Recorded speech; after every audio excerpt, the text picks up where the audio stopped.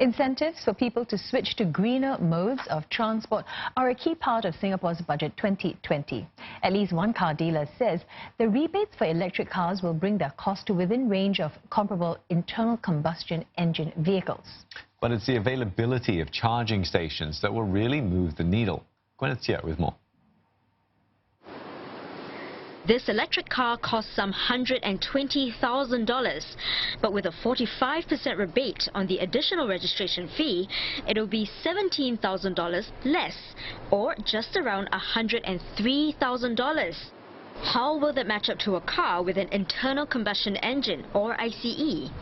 So that's going to be like relatively close to an ICE variant of the same, within the same category, about priced at normally around 99, so that's probably only like 3,000 difference between, you know, an EV now as compared to an ICE model.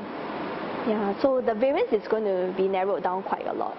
Yeah, as compared to in the past where it's like, you know, easily 20,000 more.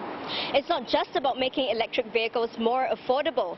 The government is also installing 28,000 charging stations in public car parks by 2030. And that's up from just 1,600 right now. Our analysts say this makes charging more convenient. But where these charging stations are located is going to be important, because that will determine when and how people juice up their cars. My wish list is, first we build out the charging infrastructure as soon as possible, then that may spur more HDB owners to adopt electric vehicles, and that really is when you get mass adoption.